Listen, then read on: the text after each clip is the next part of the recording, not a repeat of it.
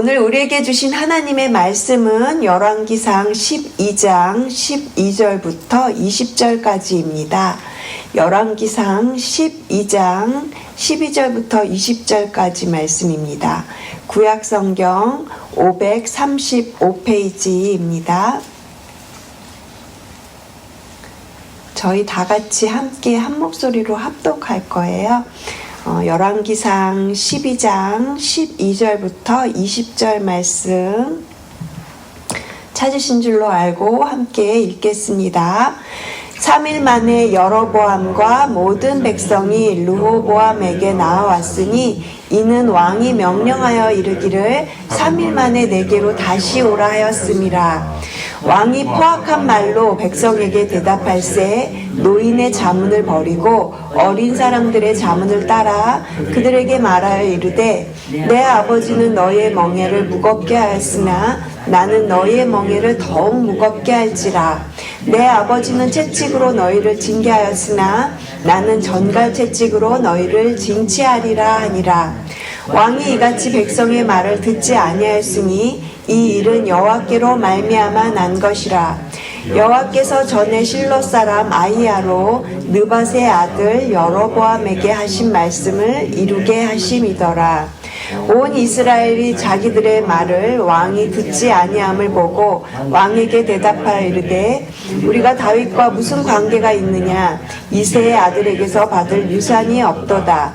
이스라엘아 너의 장막으로 돌아가라. 다윗이여 이제 너는 내 집이나 돌아보라 하고 이스라엘이 그 장막으로 돌아가니라. 그러나 유다 성읍들에 사는 이스라엘 자손에게는 르호보암이 그들의 왕이 되었더라. 르호보암 왕이 역군의 감독 아도람을 보냈더니 온 이스라엘이 그를 돌로 쳐 죽인지라. 르호보암 왕이 급히 수레에 올라 예루살렘으로 도망하였더라. 이에 이스라엘이 다윗의 집을 배반하여 오늘까지 이르렀더라. 온 이스라엘이 여로보암이 돌아왔다 함을 듣고 사람을 보내 그를 공회로 청하여 온 이스라엘의 왕으로 삼으니 유다 지파 외에는 다윗의 집을 따르는 자가 없느니라. 아멘. 분열의 시작이라는 제목으로 오늘 본문으로 말씀을 나누겠습니다. 역사를 통해서 살펴보면요, 나라가 둘로 나뉘었다가 다시 하나가 되려고 하면 그 길이 너무 오래 걸리고 험난한 것을 우리가 역사 속에서 알게 됩니다. 우리 조국의 분단의 아픔도 저희가 아주 오랜 세월을 겪으면서 아직도 참 많이 힘든 그런 현실을 생각해 보게 되었습니다. 오늘 읽은 열왕기상 12장은 이제 본격적으로 이스라엘 나라가 분열이 시작되는 그 내용을 담고 있습니다. 열왕기상 11장에서 솔로몬이 죽습니다. 이제 솔로몬의 시대가 끝이 났고요. 그의 아들이죠. 르호보암이 왕이 되었습니다. 하지만 북쪽 지파의 사람들은 아직 르호보암을 왕으로 인정할 수가 없었어요. 르호보암은 그 북쪽 지파로부터 왕권을 얻기 위해서 세겜으로 갔습니다. 이것이 어제 저희가 설교 본문에서 나누었던 내용인데요. 이 세겜은 나중에 북쪽 이스라엘의 수도가 되지요. 그리고 어제 설교에서 이 르호보암이 세겜 사람들한테서 세겜으로부터 북쪽 지파로부터 어떤 말을 들었냐면 그곳에 살고 있는 사람들은 솔로몬에게 요구를 해요. 좀 멍에를 가볍게 해달라. 그러면 르호보암을 왕으로 섬기겠다라고 이렇게 말을 합니다. 그리고 이것을 들은 르호보암은 원로들에게 솔로몬을 섬기던 그 나이가 많으신 그런 신하들과 의논을 하고 또 젊은 사람들과 의논을 해요. 하지만 나이가 많은 원로들은 르호보암에게 백성들을 섬기는 자가 되어라 그렇게 조언을 해주고요. 그리고 젊은 신하들은 더욱더 엄하게 그렇게 다스려라 라고 그렇게 말을 해줍니다. 르호보암은 마치 자신을 따르는 것 같이 그렇게 아첨을 하는 그런 젊은 신하들의 말을 들어요. 그래서 그 아버지보다 자기가 더 엄하게 그렇게 백성들을 통치하겠다고 결정을 내립니다. 이 내용이 어제 저희가 새벽 설교에서 같이 들었던 내용이에요. 그리고 오늘 본문은요, 3일 만에 다시 북쪽 이스라엘 사람들을 만나면서 시작됩니다. 우리 12절 말씀 다시 한번 같이 읽겠습니다. 3일 만에 여로보암과 모든 백성이 르호보암에게 나와왔으니 이는 왕이 명령하여 이르기를 3일 만에 내게로 다시 오라 하였음이라. 여로보암을 대표로 해서 북쪽 그 10지파랑 또 르호보암이랑 같이 약속한 3일이 되어서 만나고 있습니다. 아마 이때까지만 해도 이들 마음 가운데는 르호보암을 그래도 왕으로 세우고자 하는 마음이 있었을 것 같아요. 솔로몬 시대가 부유하기는 했지만 굉장히 많은 건축을 해야 됐고 그리고 세금을 많이 걷어들여야 했기 때문에 이 백성들의 마음이 이들의 그 삶이 굉장히 힘들고 또 고충이 있었습니다. 그래서 자신들의 삶이 매우 멍해가 무겁다. 이것을 조금 가볍게 해달라고 그런 요구를 어느 정도 르호보암이 들어주면 아마 왕으로 인정하려고 했던 것 같아요. 하지만 이 르호보암이 백성을 이해하거나 그리고 그들의 고충을 이렇게 들으려고 하는 마음이 없었습니다. 그래서 르호보암은 어리석게도 그 원로들, 나이가 많으신 그 신하들의 말을 다 버리고요. 젊은 신하들의 말을 따르죠. 아마도 이 북쪽 사람들은 르호보암한테서 긍정적인 답변을 기대하고 나왔을 텐데요. 거기에 대한 르호보암의 답변이 어떻게 되어 있냐면 13절을 보시면 이렇게 되어 있어요. 왕이 포악한 말로 백성에게 대답할세 노인의 자문을 버리고. 르호보암의 말이 어떻습니까? 여기서 포악한 말이라는 이 포악한 말을 히브리어로 그 뜻을 상황을 찾아보면 밭을 가는 소를 매우 난폭하게 다루고 있는 그런 상황에서 유래된 말이라고 합니다. 그러니까 이 르호보암은 자신이 섬겨야 되는 북쪽 이스라엘 사람들을 마치 밭 가는 사람 그 밭 가는 소같이 그렇게 여기면서 이런 말을 했다는 거죠. 굉장히 큰 실수를 하고 있는 겁니다. 그렇게 포악한 말로 내 아버지는 너희 멍에를 무겁게 하였으나 나는 너희 멍에를 더 무겁게 할 거다. 그리고 내 아버지는 채찍으로 너희를 이렇게 징계하였지만 나는 정갈채찍으로 너희들을 징치할 거다. 이런 말을 하고 있는 것이죠. 르호보암은 어리석게도 자신의 아버지 솔로몬보다 자신이 더 엄하게 너희들을 그렇게 다스릴 거야. 이렇게 말을 하면 무서워서 자신을 따를 거라고 그렇게 완전히 착각을 하고 있는 거죠. 결국 이 말을 들은 이 10지파의 사람들이 그들의 마음은 르호보암에게서 완전히 떠나게 됩니다. 그런데 이 일에 대해서 성경은 이 일이 말씀을 이루게 하려 함이라고 그렇게 말을 하고 있어요. 르호보암이 백성의 말을 듣지 않은 것이 여호와께로서 난 일이라 이렇게 설명을 하고 있어요. 15절에 그 내용이 나와 있습니다. 우리 함께 15절 같이 읽겠습니다. 15절 말씀. 왕이 이같이 백성의 말을 듣지 아니하였으니 이 일은 여호와께로 말미암아 난 것이라. 여호와께서 전에 실로 사람 아히야로 느밧의 아들 여로보암에게 하신 말씀을 이루게 하심이더라.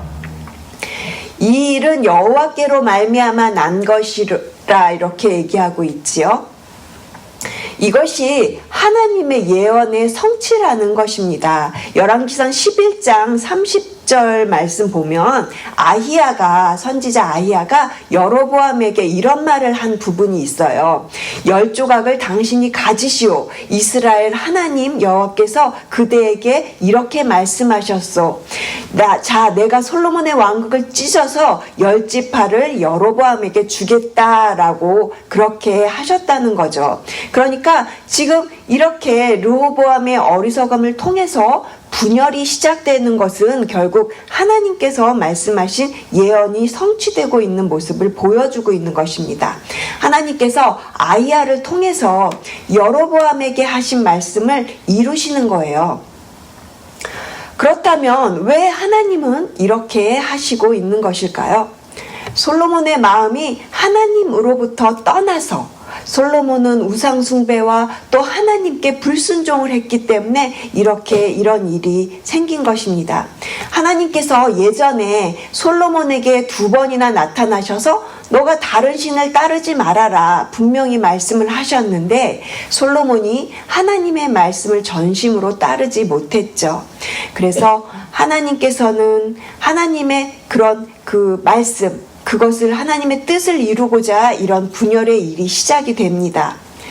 오늘 본문에서 분열 왕국이 이렇게 시작이 되고 있습니다. 이스라엘을 분열시켜서 하나님께서는 그 솔로몬의 죄악들, 솔로몬이 그렇게 죄악을 하니까 당연히 이스라엘 백성들도 우상 숭배하면서 죄를 짓는 것이죠. 하나님께서 우상 숭배를 얼마나 싫어하시는지 이스라엘 백성들로 하여금 깨닫게 하시려고 이 분열이 일어나게 되는 것입니다. 사랑하는 성도 여러분, 분열은 분명 불순종과 우상 숭배로 얻게 된 결과입니다. 하지만 여기서 하나님의 뜻은 언제나 징계가 목적이 아닙니다. 혼내는 것이 목적이 아니라 회복임을 기억하시기를 바랍니다. 분열이라는 아픔을 통해서 하나님께서는 돌이킴과 회복의 그 시간을 주시려는 것임을 우리가 깨달아야 하는 것이죠. 하지만 르호보암은 이러한 하나님의 뜻을 깨닫지 못했어요. 르호보암이 그렇게 깨닫지 못하니까 무지했고요. 그리고 그 포악한 말로 그렇게 백성들에게 말을 하니까 북쪽 이스라엘 사람들의 반응이 어떻습니까? 우리 16절 한번 보시겠습니다. 16절 온 이스라엘이 자기들의 말을 왕이 듣지 아니함을 보고 왕에게 대답하여 이르되 우리가 다윗과 무슨 관계가 있느냐? 이새의 아들에게서 받을 유산이 없도다. 이스라엘아 너희 장막으로 돌아가라. 다윗이여 이제 너는 내 집이나 돌아보라 하고 이스라엘이 그 장막으로 돌아가니라. 결국 북쪽 이스라엘 사람들은요 르호보암의 통치를 거절합니다. 그리고 왕에게 이렇게 외치죠. 이제 우리가 다윗에게서 받을 유산이 없다. 너희들은 이제 돌아가라. 너희 다윗의 후손들아 이제 너희 집안이나 돌아봐라. 이러면서 이제 우리는 너희 다윗과 상관이 없다. 이렇게 말을 하면서 다윗의 정통성이 무너져 내립니다. 사실상 이제부터 분열이 이렇게 시작되는 것이죠. 그래서 17절은 이렇게 말을 합니다. 그러나 유다 성읍들에 사는 이스라엘 자손에게는 르호보암이 그들의 왕이 되었더라. 르호보암은 어느 지파의 왕이 됩니까? 유다 지파의 왕이 됩니다. 유다 지파만 남은 거예요. 물론 유다 지파를 중심으로 해서 베냐민 지파 일부도 포함되어 있고요. 유다 성읍에 살고 있던 이스라엘 자손들이 이제 르호보암의 통치 아래에 남게 되는 것입니다. 이렇게 하나님의 말씀은 완벽하게 이루어졌습니다. 오늘 본문은 하나님의 말씀이 그렇게 성취되었다 성경이 이야기하는 겁니다. 그런데 르호보암의 실수가 여기서 끝나지 않습니다. 또 사건이 하나 등장하는데요. 북쪽 10지파 사람들이 이렇게 르호보암 왕을 거절하고 돌아가니까 르호보암이 이 북쪽에 한 사람을 대표로 보냅니다. 바로 노역을 감독하던 아도람이라는 사람을 보내요. 이 아도람을 북쪽 10지파 사람들한테 보냈어요. 이 내용이 18절에 있습니다. 르호보암 왕이 역군의 감독 아도람을 보냈더니 온 이스라엘이 그를 돌로 쳐 죽인지라. 르호보암 왕이 급히 수레에 올라 예루살렘으로 도망하였더라. 그만 아도람이 죽고 말았어요. 르호보암 왕은 아도람이 죽은 그 소식을 듣고서 자신도 죽을까봐 급히 수레를 타고 예루살렘으로 도망을 가버리죠. 그런데 왜 이 르호보암은 아도람을 그들에게 보냈던 것일까요? 성경에는 그 이유가 정확히 나오지는 않습니다. 이 성경학자들이 이 부분에 대해서 몇 가지 견해들을 말하는데요.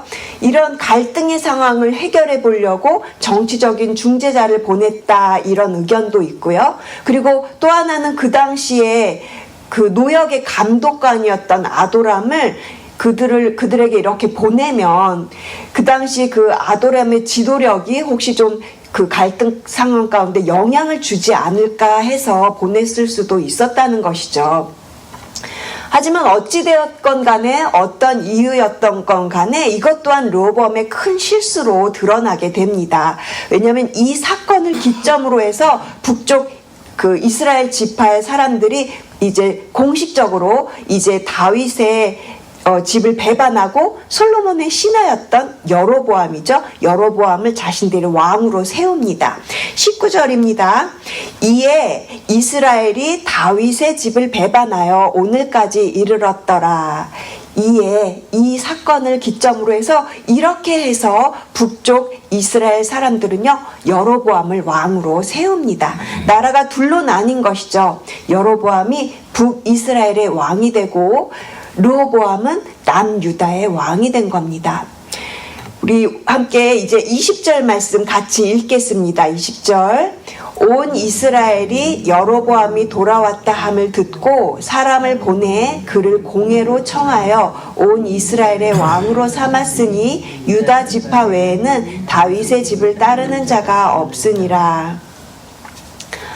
여로보암을 왕으로 세운 것은 백성들의 선택이기는 했어요. 하지만 이 일을 미리 예언했던 선지자 아이야도 있었고요. 그리고 또 나중에 저희가 나중에 볼 건데 열왕기상 14장에 이런 내용이 있습니다. 하나님께서 여로보암에게 내 백성 이스라엘의 주권자로 너를 세웠다라고 그렇게 여로보암에게 말씀하시는 부분이 있거든요. 이런 부분들을 보면 여로보암이 왕이 됐다는 것, 이것 또한 하나님의 뜻을 이루기 위한 일이었다는 것을 알 수가 있습니다. 하지만 나중에 시간이 더 지나가서 결국은요 이 여로보암은 굉장히 우상숭배하고 악한 왕의 길을 가는 대표적인 인물로 그 여로보암 이후에 모든 북이스라엘의 왕들은 다 그렇게 악한 길로 가게 되죠. 설교를 정리하겠습니다. 어제 저희가 설교에서 르호보암에 대해서도 또 여로보암에 대해서도 저희가 좀 들었습니다. 한번 생각해 보세요. 지혜로운 왕 그 솔로몬은 굉장히 누구보다 지혜로운 왕이었습니다. 그리고 어제 황선호 전사님이 얘기해줬죠. 그 솔로몬이 잠언의 글을 많이 남긴 그런 그 솔로몬의 아버지였는데 그 르호보암의 아버지였는데 그 솔로몬의 통해서 분명히 잠언을 듣고 자랐을 거라고 르호보암이 분명히 이렇게 자라면서 잠언을 듣고 자랐을 텐데 왜 르호보암은 이렇게 조금이라도 아버지를 닮은 구석이 없이 이렇게 어리석은 결정을 하고 있는 것일까 저는 좀 생각을 해봤어요. 근데 생각해보니까 이 르호보암에게 열등감이 있었던 것 같아요. 왜 제가 그렇게 생각을 했냐면 12장 10절 후반절인데요. 어제 본문에 보면 이 르호보암의 말 속에 이런 말이 있습니다. 내 새끼손가락이 내 아버지의 허리보다 굵다. 이렇게 표현하고 있는 장면이 있습니다. 저는 이 말 속에서 이 르호보암이 굉장히 열등감이 있었던 사람이구나. 아버지가 너무 뛰어나고 다윗 할아버지가 너무 훌륭하시고 이런 좋은 환경에서 자랐는데 르호보암은 자신의 그 열등감을 이기지를 못했던 것 같아요. 그렇게 좋은 가정에서 태어난 르호보암이죠. 다윗의 정통성을 이어갈 수 있는 그런 르호보암이었습니다. 할아버지 다윗은 인생의 어려운 순간마다 하나님께 묻고 하나님께 인도를 받으면서 그렇게 살아갔고요. 그리고 아버지 솔로몬도 처음에는 하나님을 사랑하며 하나님께 기도하고 하나님께 묻고 그렇게 나아가는 삶을 살았기 때문에 하나님께서 지혜도 주시고 풍요도 주시고 그렇게 은혜를 베풀어 주셨던 거죠. 그런데 이 르호보암은 그 자신의 좋은 집안의 전통, 신앙의 전통을 이어가지 못했어요. 르호보암에게는 듣는 마음이 전혀 없었습니다.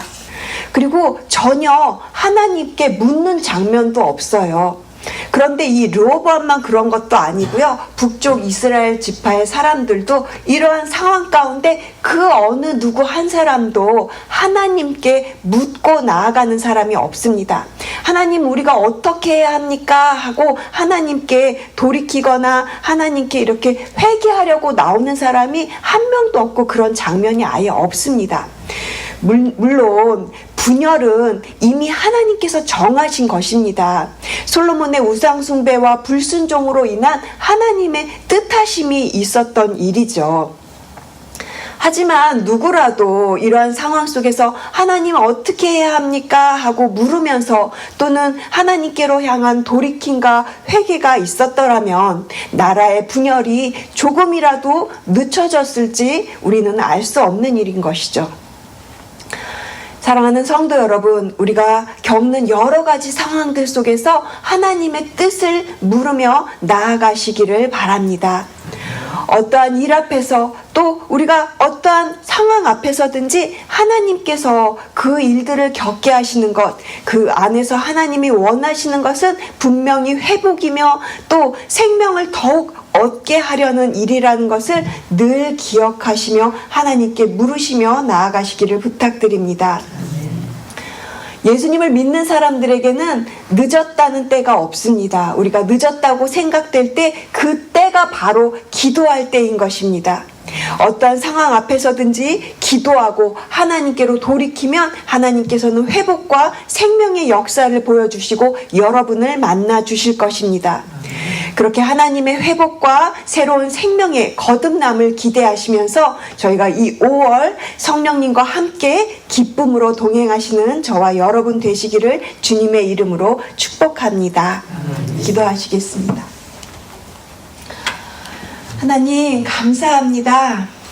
오늘 본문의 말씀을 통해서 르호보암의 어리석음을 저희가 발견합니다.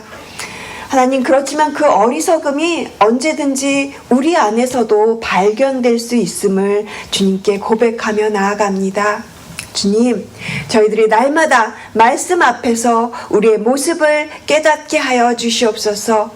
하나님께서 반드시 그 말씀 가운데 이루어 주시는 그 하나님의 놀라운 주권과 섭리를 기억하면서 오늘 하루도 말씀 앞에서 주님 앞에서 살아가게 도와주시옵소서. 성령님께서 말씀을 깨닫게 우리에게 말씀을 깨닫게 하여 주시고 또 그 깨달은 말씀을 믿음으로 살아갈 수 있는 용기를 부어주시고 그리고 저희들 늘 그렇게 주님의 말씀에 아멘으로 화답하며 순종으로 반응하며 그렇게 기쁨으로 살아가시는 오늘 성령께서 주시는 그 기쁨의 한날, 오늘 생명의 한날이 되게 하여 주시옵소서. 감사드리며 이 모든 말씀 살아계신 예수 그리스도의 이름으로 기도합니다. 아멘.